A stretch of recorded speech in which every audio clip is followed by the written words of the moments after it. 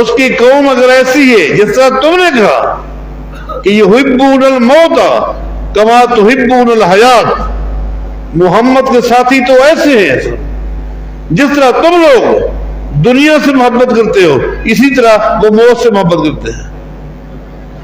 اس نے کہا تھا، پھر اس کو اس طرح کے جملے کے کہنے کا حق حاصل ہے، وہ کہہ سکتا ہے، وہ حق پر ہے، وہ ایمان لیا ہے۔ ہرقل نہیں لایا، قبول کیا، ایمان نہیں لایا لیکن حقانیت کو مانا، اس نے تسلیم کیا۔ اللہ مبارک مہینے کی مبارک راتوں میں سے یہ بھی ایک طاق رات ہے۔ اے اللہ ہماری اس مجلس کو، ہماری اس بیٹھک کو، ہماری اس دینی گفتگو کرنے اور سننے کو قبول فرما اور تو ہم سے راضی ہو جا، تو ہماری بخشش فرما دے۔ اے اللہ تو امت مسلمہ پہ رحم فرما۔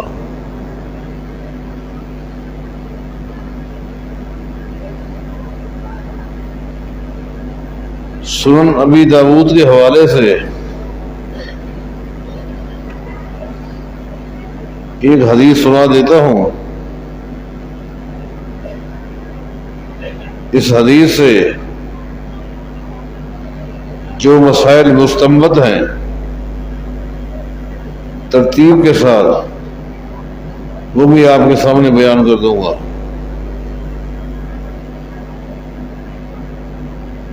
اس حدیث کے راوی ہیں عبداللہ بن جعفر رضی اللہ عنہ، فرماتے ہیں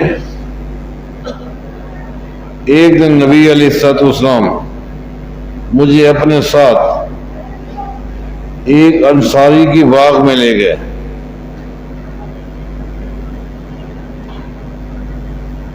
فَإِذَا جَمَلٌ، جب ہم اس باغ میں پہنچے دیکھا بہت لوگ بیٹھے تھے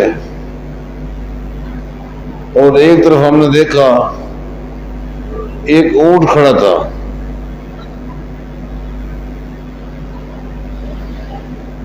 فلما رأى النبی صلی اللہ علیہ وسلم، جس وقت اس اونٹ نے نبی علیہ الصلوۃ والسلام کو دیکھا، حن، تو رونے لگ گیا، رونے لگ گیا۔ وَذَرَفَتْ عَيْنَاهُ، اس کی دونوں آنکھوں سے آنسو ٹپکنا شروع ہو گئے۔ یہاں رک کر پوری حدیث سناؤں گا، یہاں رک کر غور کریں، اس اونٹ کو کس نے بتایا؟ حالانکہ باغ میں بہت لوگ تھے، آئے ہوئے تھے، لیکن نبی علیہ السلام کو دیکھ کر یہ رونے لگ گیا۔ اس اونٹ کو کس نے بتایا کہ یہ آپ کے ہمدرد آ گئے ہیں، یہ آپ کے خیر خواہ آ گئے؟ آخر ہمدرد کو دیکھ کر وہ رو پڑا، اس کی آنکھوں میں آنسو آ گئے۔ یہ تعارف کس نے کرایا؟ کیا اللہ تعالیٰ اس تعارف کرانے پر قادر نہیں؟ عقل نہیں مانتی، نہ مانے، ذہن قبول نہیں کرتا، نہ کرے۔ عقیدہ ہونا چاہیے، ان اللہ علی کل شیء قدیر، اللہ تعالیٰ ہر چیز پر قادر ہے، اللہ تعالیٰ قادر ہے تعارف کرانے پر۔ آپ حیران ہوں گے کہ نبی علیہ السلام فرماتے ہیں انی لعالم حجرا کان یسلم علی، قبل ان ابعث وانی لعارف الان، کہ لوگوں آج بھی میں مکے کے اس پتھر کو جانتا ہوں جو میرے اعلان نبوت سے پہلے مجھے سلام کیا کرتا تھا۔ کیا اللہ قادر نہیں ہے؟ اللہ تعالیٰ قادر ہے، تعارف کرانے پر قادر ہے کہ نہیں؟ یہ وہ چیزیں ہیں جن کا تعلق ایمانیات سے ہے، اور جو ان چیزوں میں عقل کو معیار سمجھے گا، جہاں عقل نے قبول کیا قبول کیا، عقل نہیں مانتی رد کر دیا، یہ بندہ گمراہ ہو گیا۔ ایمانیات کا تقاضا یہ ہے قرآن و حدیث میں جو بات آ گئی اس کو مان لو۔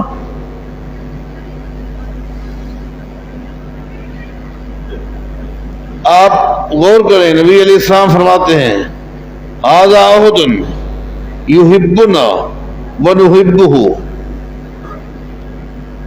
یہ احد پہاڑ ہے لوگوں، یہ احد پہاڑ ہے، یحبنا، یہ ہم سے محبت کرتا ہے۔ بتاؤ، احد پہاڑ نبی علیہ السلام سے، صحابہ سے، مسلمانوں سے محبت کرتا ہے۔ کون فرما رہے ہیں؟ اللہ کے رسول صلی اللہ علیہ وسلم۔ حالانکہ پہاڑ کیا ہے؟ ایک پتھر ہے، عقل نہیں مانتی، لیکن نبی علیہ السلام یحبنا، یہ ہم سے محبت کرتا ہے۔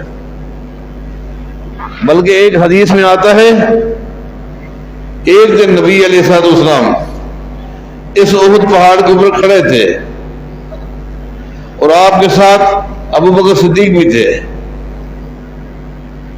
عمر بن خطاب بھی تھے، عثمان بن عفان بھی تھے رضی اللہ عنہ۔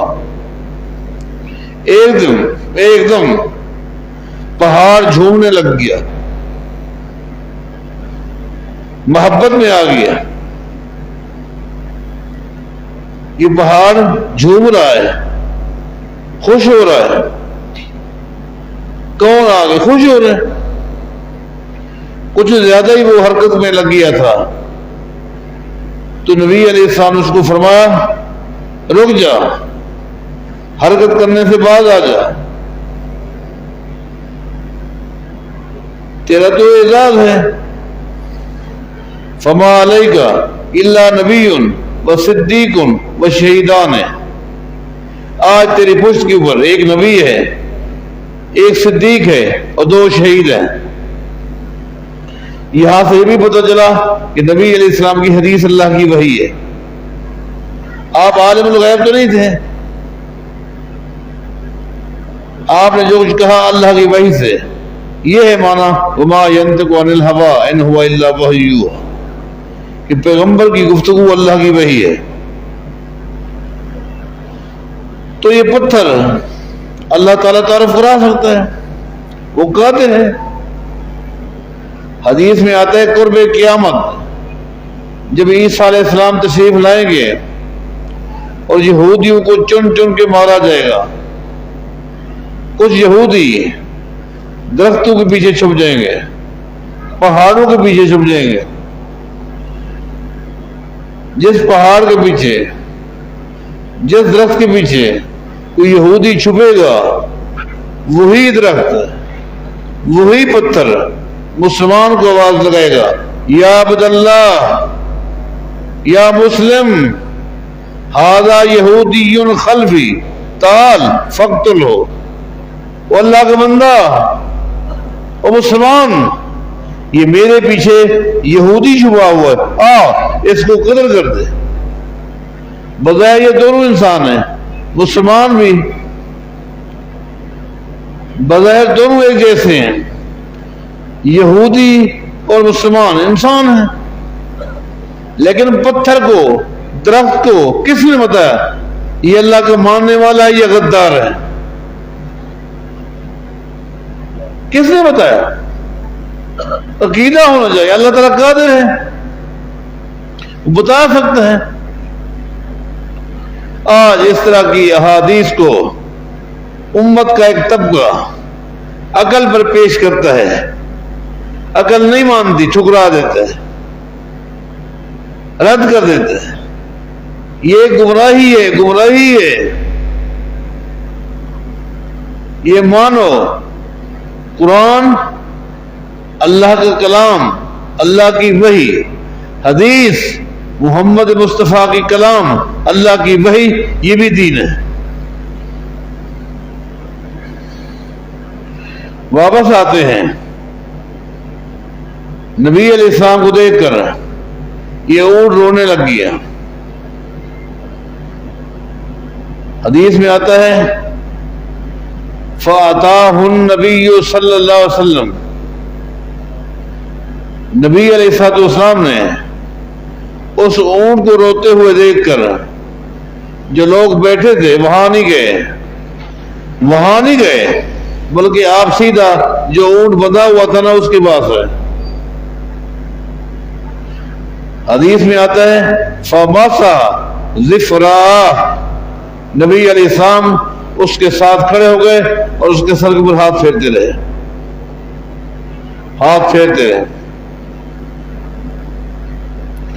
سیدنا عبداللہ کہتے ہیں وہ اونٹ نبی علیہ السلام سے گفتگو کرتا رہا، باتیں کرتا رہا، نبی علیہ السلام سنتے بھی رہے، اس کے سر کے اوپر ہاتھ بھی پھیرتے رہے۔ فسکت، اس نے رونا بھی بند کر دیا، رونا بھی بند کر دیا۔ تو میں کیوں نہ کہوں سلیمان علیہ السلام پیغمبر کو اللہ نے پرندوں کی بولیاں سکھلائی تھی، وہ جانتے تھے۔ کائنات کے امام محمد رسول اللہ صلی اللہ علیہ وسلم کو اللہ تعالیٰ نے جمادات تک کے بھی لہجے بتا دیے تھے۔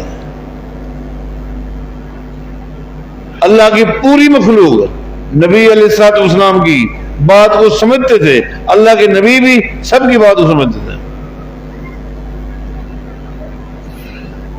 کتنی بڑی واضح حدیث ہے، صحیح حدیث، کہ نبی علیہ السلام سفر میں تھے، آپ کو قضاء حاجت کی ضرورت پیش آئی،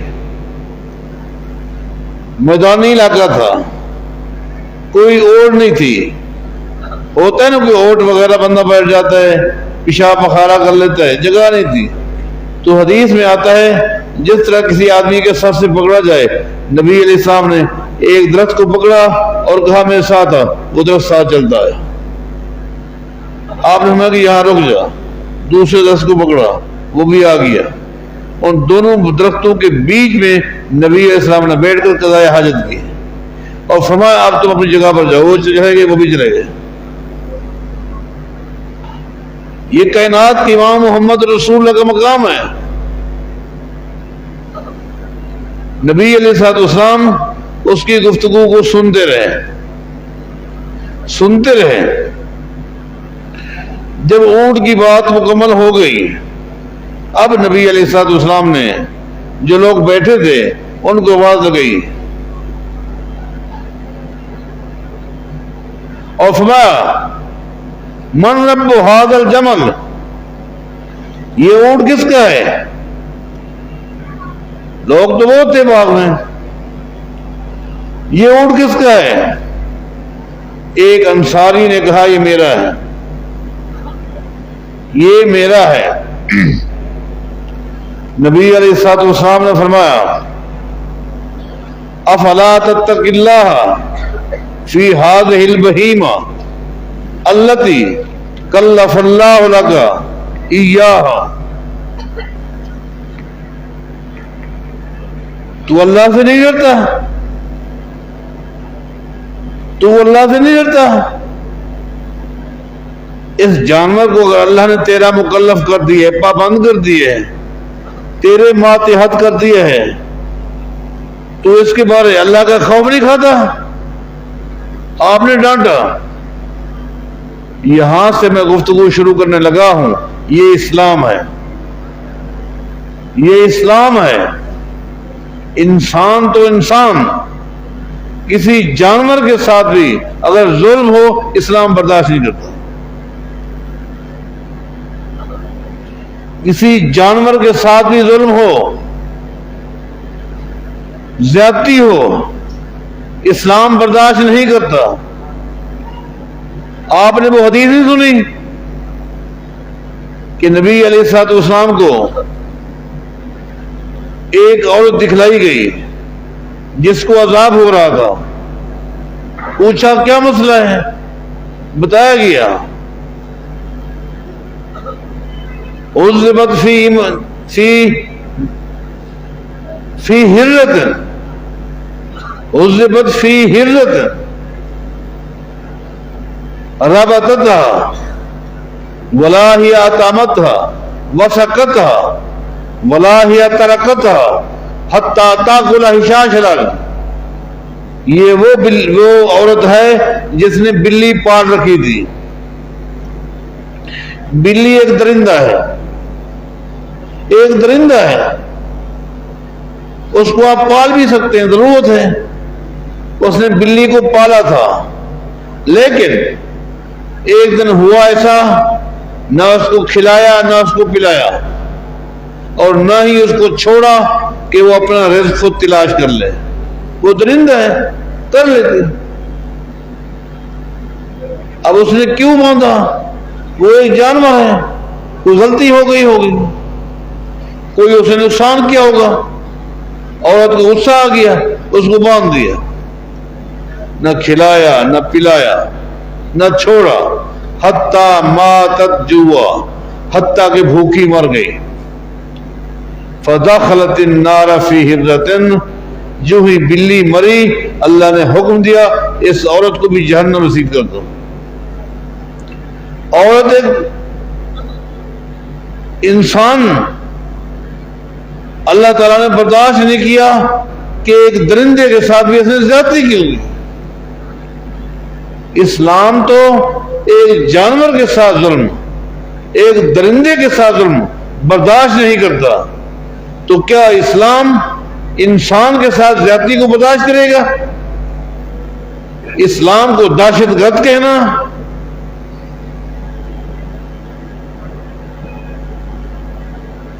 جبکہ یہ کہنے والے دہشت گرد ہیں، ظالم ہیں۔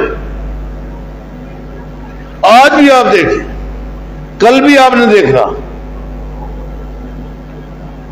زمین کی پشت پر جہاں بھی آپ کو ظلم نظر آئے گا، ظلم کی چکی میں پیستا ہوا مسلمان نظر آئے گا، اور مسلمانوں کو ظلم کی چکی کے اندر پیسنے والے یہ درندے ملیں گے جو اسلام کو دہشت دیتے ہیں، جو اسلام کو بدنام کرتے ہیں، جو اسلام کے خلاف تحریکیں چلاتے ہیں، یہ دہشت گرد ہیں، یہ ظالم ہیں، ان میں انسانیت نہیں ہے۔ فلسطین میں کیا ہو رہا ہے؟ ان درندوں کو نظر نہیں آتا کن پہ ظلم ہو رہا ہے اور کون ظالم ہے؟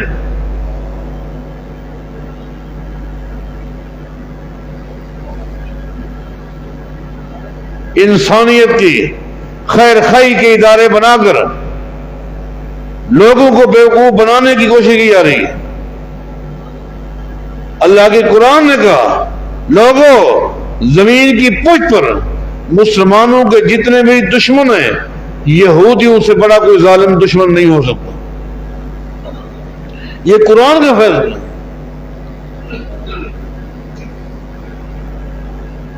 دیکھیں آج فلسطین میں کیا ہو رہا ہے۔ فلسطین انبیاء کی سرزمین ہے، انبیاء کی، کسی ایک نبی کی نہیں، انبیاء کی سرزمین ہے یہ فلسطین۔ ابراہیم علیہ السلام کا وطن ہے، اسماعیل علیہ السلام کا وطن ہے، یہی پیدا ہوئے۔ اسحاق علیہ السلام کا وطن ہے، یعقوب علیہ السلام کا وطن ہے، ہر نبی کا وطن فلسطین ہے، انبیاء کی سرزمین۔ محدثین کی سرزمین، ائمہ دین کی سرزمین فلسطین، جس وقت موسیٰ علیہ السلام نے دریا کو عبور کر لیا، قوم ساتھ ہیں، اللہ تعالیٰ نے فرمایا اے موسیٰ تیری قوم ابھی تک غیر مہذب ہے، ان میں نہ تہذیب ہے، نہ دیانتداری ہے، نہ غیرت ہے، نہ حیا ہے۔ اس پوری قوم کی اس میدان میں رہ کر تربیت کرو۔ کتنا سا 40 سال تک، 40 سال کا کورس ہے موسیٰ، اس قوم کی تربیت کرو، اس قابل تو بناؤ کہ یہ فلسطین میں داخل ہو جائے۔ بتاؤ یہ اس وقت تک ہے، فلسطین میں داخل نہیں ہو سکتے جب تک ان کی تربیت نہ ہو۔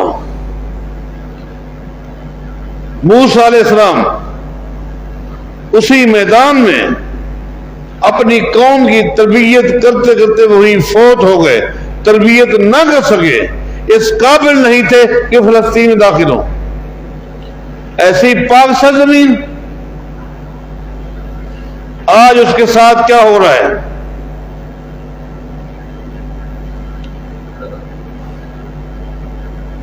وہ درندے تو کہتے ہیں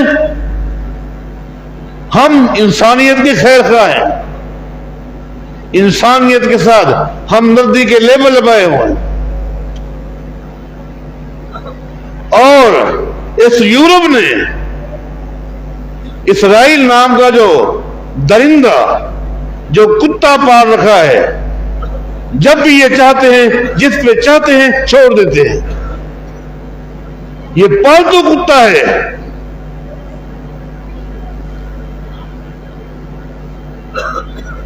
جو بھی حق کی بات کہتا ہے، جو بھی کھڑا سنانے کے لیے کھڑا ہوتا ہے، یہ اس کتے کو اس کے اوپر سوار کر دیتے ہیں، پوچھنے والا کوئی نہیں۔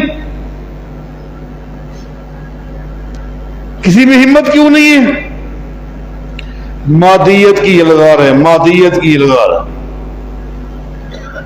نبی علیہ السلام نے فرمایا تھا اپنی امت سے، لوگوں ان قریب میری امت پر ایک وقت آنے والا ہے، جس طرح دوست اپنے دوست کو، جس طرح ہمسایہ اپنے ہمسائے کو دعوت دیتا ہے آئیں میرے ساتھ کھانا کھاؤ، کھانے کی دعوت دی جاتی ہے، اسی طرح ایک وقت آئے گا ایک کافر دوسرے کافر کو مسلمانوں پر حملہ آور ہونے کی دعوت دے گا۔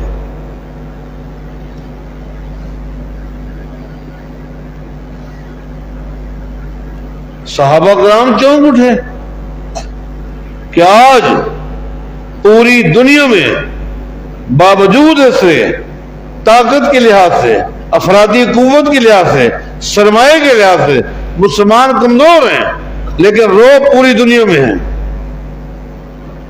پوری دنیا میں مسلمانوں کا ایک روب ہے۔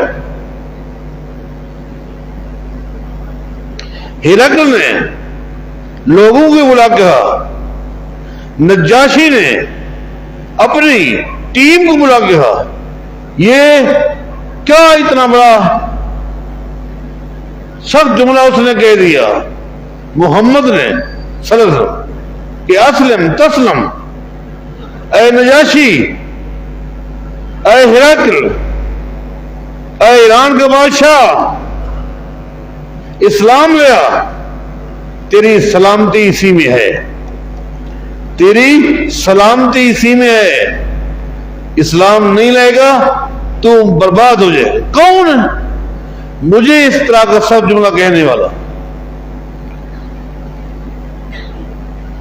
جب نجاشی کو بتایا گیا، نجاشی نے اپنی زبان سے کہا اگر وہ شخص ایسا ہے جس طرح تم نے کہا، اس کی قوم اگر ایسی ہے جس طرح تم نے کہا کہ یحبون الموت کما تحبون الحیات، محمد کے ساتھی تو ایسے ہیں جس طرح تم لوگ دنیا سے محبت کرتے ہو اسی طرح وہ موت سے محبت کرتے ہیں۔ اس نے کہا تھا، پھر اس کو اس طرح کے جملے کے کہنے کا حق حاصل ہے، وہ کہہ سکتا ہے، وہ حق پر ہے، وہ ایمان لیا ہے۔ ہرقل نہیں لایا، قبول کیا، ایمان نہیں لایا لیکن حقانیت کو مانا، اس نے تسلیم کیا، اس کو کہنا پڑا اگر واقعی محمد اس کی ٹیم ایسی ہے صلی اللہ علیہ وسلم تو پھر سن لیجئے، اے ابو سفیان تجھے تو مکہ کی فکر پڑی ہوئی ہے، مکہ کے بارے تم پریشان ہو، ان کان ما تقول بھی حقا فسیملک موضع قدمی ہاتین، اگر یہی کردار ہے مسلمانوں کا، یہی غیرت ہے مسلمانوں کی تو پھر سن لیجیے آج جہاں میرا تخت ہے ان قریب یہاں حکومت محمد کی ہوگی۔ لیکن نبی علیہ السلام وہ وقت کیسا ہوگا، آخر وجہ کیا ہے؟ صحابہ نے پوچھا اس دن ہم کم ہوں گے، اس سے بھی کم ہوں گے؟ میں نہیں، بل انتم کثیر، اس دن زمین پر بہت بڑی تعداد تمہاری ہوگی۔ آج دنیا میں مسلمانوں کے کم ہیں،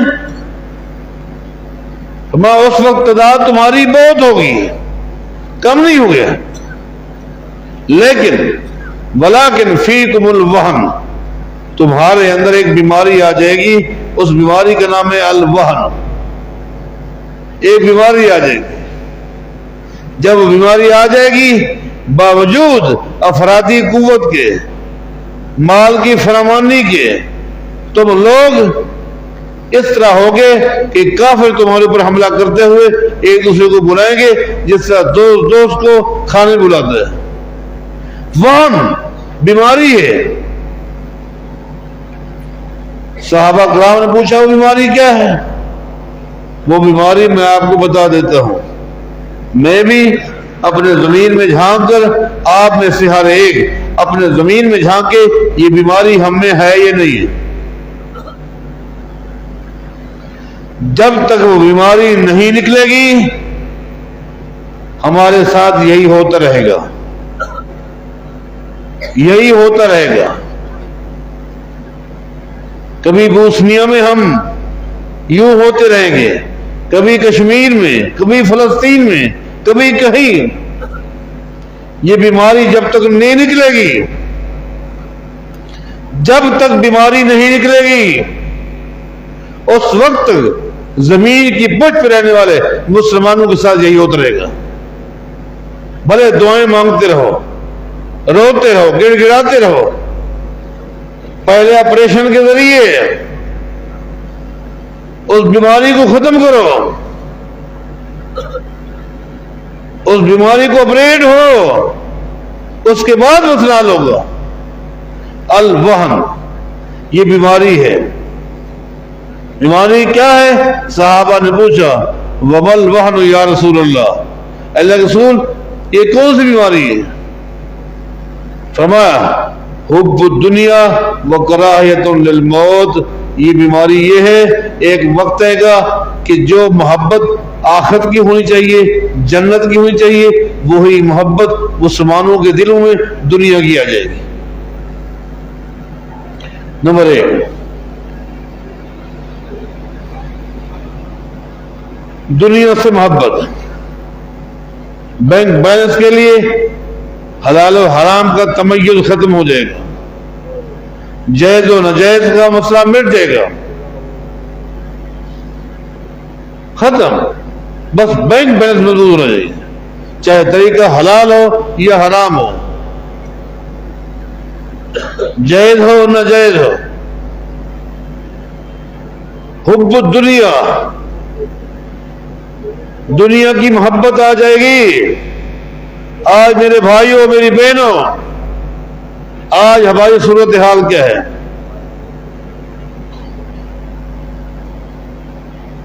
آج ہم میں سے صورتحال یہ اگر میں کوئی کام کرتا ہوں اور کسی عالم نے بتا دیا تیرا یہ کام صحیح نہیں ہے، یہ سودی کام ہے، اب اس کام کو ختم نہیں کرنا، میں اس عالم کو تلاش کروں گا جو میرے حق میں فتویٰ دیتے ہیں، وہ تلاش ہو گیا، مل جائے گا۔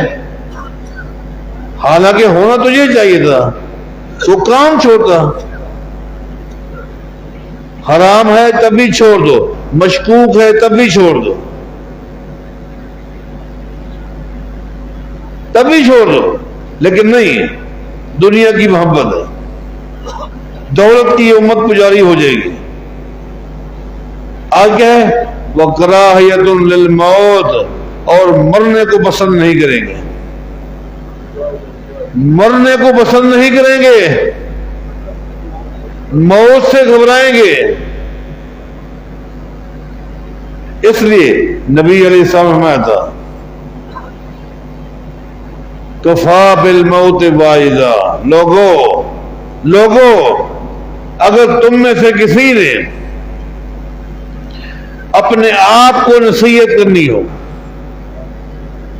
ایک ہے میں آپ کو نصیحت کر رہا ہوں، آپ مجھے نصیحت کرتے ہیں، فرمایا نہیں، اگر کسی نے اپنے آپ کو نصیحت کرنی ہو تو بس ایک ہی جملے میں وہ نصیحت کر سکتا ہے، ایک ہی جملہ ہے، وہ کیا؟ اپنی موت کو یاد کرتا ہے، اپنی موت کو۔ بابا بیمار ہے اس کے لیے نہیں، والدہ نہیں، جو فوت ہو گئے ہیں ان کو نہ یاد کرے، کفا بالموت واعظا، اپنی موت کو یاد کر لے۔ جو بندہ اپنی موت کو یاد کر لے گا وہ اس بیماری سے نجات پا جائے۔ ہم میں سے کون ہے جو اپنی موت کو یاد رکھتا ہے؟ بلکہ شیطان کا حملہ غالب ہے۔ ابھی تو جوان ہے، ابھی تو صحت مند ہے، ابھی تیرا والد زندہ ہے، تیری والدہ حیات ہے، ابھی فلاں بزرگ زندہ ہے، کبھی شیطان آپ کے کان میں آ کر یہ نہیں کہے گا فلاں جو عمر میں تم سے چھوٹا تھا وہ فوت ہو گیا، فلاں جو گھنٹہ پہلے تجھے ملا تھا آج اعلان ہو رہا ہے ابھی وہ فوت ہو گیا۔ مرنے کے لیے نہ بڑا ہونا شرط ہے نہ بیماری شرط ہے، نہیں، شیطان آپ کو تسلیاں دے گا۔ نبی علیہ السلام جب یہ دو چیزیں آ جائیں، دنیا کی محبت غالب آ جائے، موت کی نفرت، تو وہ وقت ہوگا یہود و نصارہ مسلمانوں پہ حملہ کرنے کے لیے ایک دوسرے کو دعوت دیں گے۔ آج یہی مادیت تو ہے، عوام الناس کے دباؤ پر آج ہماری حکومتیں تھوڑی سی ہلی ہیں، تھوڑی سی ہلی ہیں، ذرے کے برابر انہیں غیرت کا احساس ہو رہا ہے کہ ہمیں کیا کرنا چاہیے۔ اگر آج مسلمانوں نے، سوال یہ ہے 40 ممالک کی افواج پر مشتمل جو ونگ بنائی ہے، کیوں بنائی ہے؟ 40 ملکوں کی فوج کی آپ نے ایک ونگ بنائی ہے، یہ ونگ کیوں بنائی ہے؟ آپ کی یہ ونگ کب کام آئے گی؟ کیا دکھ نہیں ہوتا؟ ہم بے بس لوگ، نکمے قسم کے لوگ، ناکارے قسم کے لوگ، کچھ نہ کر سکنے والے، صبح کو اٹھتے ہیں اخبار دیکھتے ہیں آج اتنے فلسطینی شہید ہو گئے، آج اتنے، روزانہ کمزور مظلوموں کے ساتھ یہ ظلم ہو رہا ہے۔ ایسا کیوں ہے؟ کیا پریشر ہے؟ کیا قوت ہے ان یہودیوں کی؟ کیا حیثیت ہے؟ لیکن وہی بات، مادہ پرستی کا دور ہے، اسلامی ریاستیں خاموش کیوں ہیں؟ ہمارے قرضوں کی قسط بند ہو جائے گی، ہماری فلاں قسط آنے والی رک جائے گی، ہمارے ساتھ یہ ہو جائے گا. وہی مادیت قربان جائیں جو کچھ نبی اسلام نے فرمایا ویسے ہو رہا. اس مبارک رات کی مبارک گھڑیوں میں ہمارا اپنے مسلمان حکمرانوں کے آگے پیغام ہے. اللہ کے لیے، اللہ کے لیے ذرا سوچیں کس چیز کے منتظر ہو. ہم نے اپنی تاریخ میں ایسا ظلم نہیں دیکھا کہ کس طرح ظلم کی چکی میں ہمارے مسلمان بھائیوں کو، بہنوں کو، معصوم بچوں کو پیچھا جا رہا ہے. ہم خالی افسوس کا اظہار کر سکتے ہیں. الٹا اسلام پر الزام. میں کہہ رہا تھا اسلام تو درندے کے ساتھ زیادتی ہو برداشت نہیں کرتا،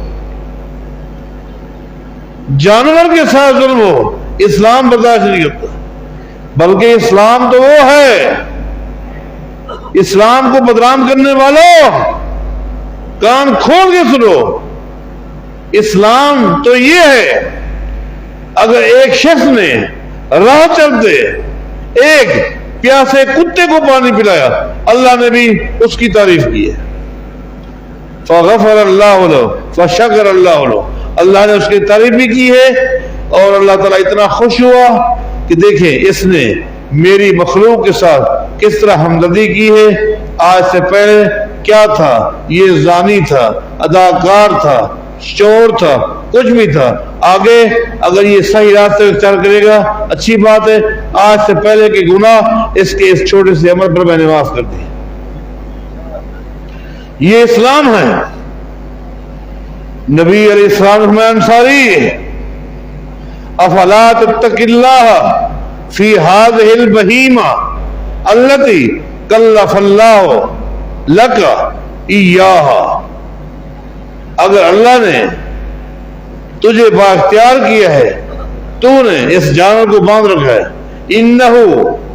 انہو شکا الیہ، انہو شکا الیہ انکا تجیہ و تدعبہ. اس نے تیرے بارے آج مجھے 2 شکایتیں کی. نبی علیہ السلام فرمایا انصاری اس اونٹ نے تیرے بارے مجھے 2 شکایتیں کی. وہ 2 کیا ہے؟ ایک تو یہ تدعبہ کہ یہ میرا مالک اتنا میرے سے کام لیتا ہے کہ میری کمر ٹوٹ جاتا ہے. یہ جانور کہہ رہا ہے، شکایت کر رہا ہے، کسی کو نہیں کی تو محمد رسول اللہ کے. اور آپ جانور کی بولی کو سن رہے ہیں اور سمجھ بھی رہے ہیں کہ یہ اتنا میرے ساتھ ظلم کرتا ہے، اتنا سامان لاتا ہے، لیکن میرا کام ہے میں آج تک برداشت کر رہا ہوں. یہ مارتا ہے، یہ میرے ساتھ زیادتی کرتا ہے، میں تھک رک جاتا ہوں، یہ مارتا ہے. ایک تو اس کی زیادتی ہے، میری ہمت سے بڑھ کے میرے سے یہ کام لیتا ہے. غور کرو، یہ تو اسلام ہے، یہ اسلام ہے. دوسری کیا ہے؟ وَتُجِيَهُ. اور آج تک پیٹ بھر کے اس نے مجھے نہیں کھلایا، پیٹ بھر کے اس نے نہیں کھلایا، میں بھوکا رہتا ہوں. یہ اسلام ہے جس نے جانوروں کے حقوق بیان کیے، پرندوں کے حقوق بیان کیے، جس کو تم دہشت گرد کہتے ہو. اسلام سے پہلے کیا تہذیب تھی؟ لوگ اپنا نشانہ تیز کرنے کے لیے پرندے کو باندھتے تھے اور دور کھڑے ہو کر نشانہ کرتے تھے، اپنا نشانہ تیز کرنے کے لیے. اسلام آیا، نبی علیہ السلام نے فرمایا آج کے بعد جس شخص نے جانور کو باندھ کے نشانہ لگایا اس کے جہنم میں جانے کے لیے یہی کام ہوئی. لوگ کیا کرتے تھے؟ اسلام کے بارے شکایت کرنے والوں، گلے کرنے والوں، کبھی اسلام کا تقاضا تو دیکھو. جب بھی رات کو یا دن کو اچانک مہمانوں کی ٹیم آ جاتی ضیافت کی کوئی ہمت نہ ہوتی، کیا کرتے تھے؟ زندہ اونٹ کو اس کے ایک حصے کو کاٹ لیتے تھے، پکا کے کھلاتے تھے، مرہم پٹی کرتے تاکہ کچھ دنوں کے بعد ٹھیک ہو جائے۔ یہ ہے جہالت، یہ ہے جاہلیت۔ اسلام آیا، اسلام نے کہا زندہ جانور کا جو حصہ کاٹا جائے گا وہ مردار ہے، وہ ہے حرام۔